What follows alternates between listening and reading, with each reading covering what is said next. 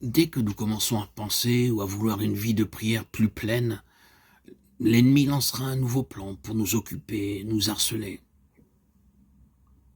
en accumulant le travail, en faisant redoubler les demandes de sorte que nous n'ayons plus de temps ni de possibilités pour la prière. L'ennemi s'attaque toujours aux croyants qui veut s'adonner à la prière. Je pense, frères et sœurs bien-aimés en Christ, que nous devons veiller à cela très définitivement. Il y aura naturellement toutes les excuses au sujet du devoir, des obligations et de la responsabilité qui nous incombent.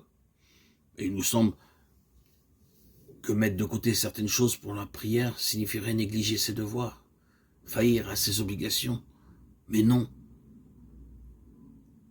Il doit arriver un moment où nous devons abandonner toutes ces questions au Seigneur, nous remettre à lui et prier. C'est ainsi que nous pouvons triompher de l'ennemi.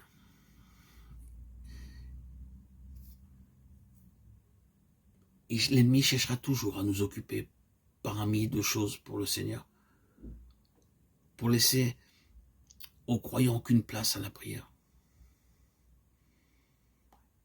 C'est naturellement très difficile d'appliquer cela nous paraît compliqué, tellement nous sommes pris par nos occupations. Il y a toujours un danger à dire quelque chose de semblable. Oui, je n'ai pas le temps, je m'en remettrai à ma prière plus tard. Car il y a toujours aussi des personnes qui sont trop disposées à abandonner leurs responsabilités et qui ne prennent pas leurs responsabilités au sérieux.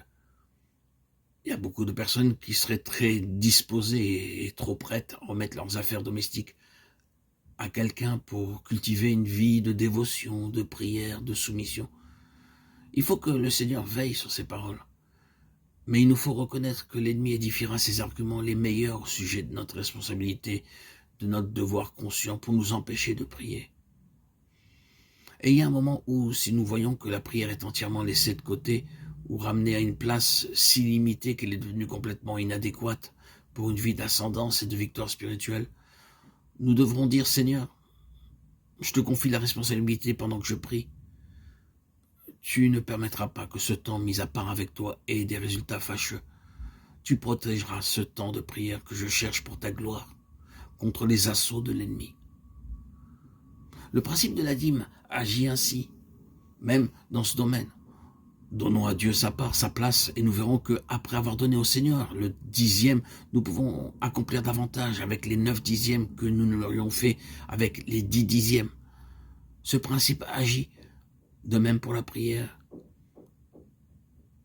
Il y a une bataille pour la prière et nous voyons la nécessité d'avoir une position forte, puissante, délibérée et déterminée en Christ par la victoire de sa croix pour avoir la prière.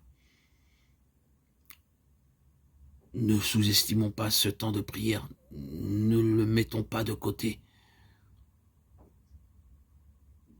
Nous devons saisir tout le poids et la valeur de la victoire de la croix du Seigneur Jésus pour protéger la prière, pour chasser l'ennemi de la base de la prière, afin que cette base puisse être gardée pour la prière. Comme le fit Shama autrefois lorsqu'il prit position au milieu du champ de lentilles, son épée dans la main, car il n'avait qu'une seule main. Il lutta contre les Philistins, préserva ce champ de lentilles, et le Seigneur accomplit une grande victoire. De Samuel 23, 11, 12. Le champ de lentilles peut représenter notre vie de prière, qui doit être défendue contre l'ennemi dans la plénitude de la victoire du calvaire. Il y a une lutte pour pouvoir se donner la prière, il y a une bataille pour avoir la prière. Nous avons trop souvent, je le crains, accepté la situation comme ne nous permettant pas de prier maintenant et remettre à plus tard. Quelle erreur!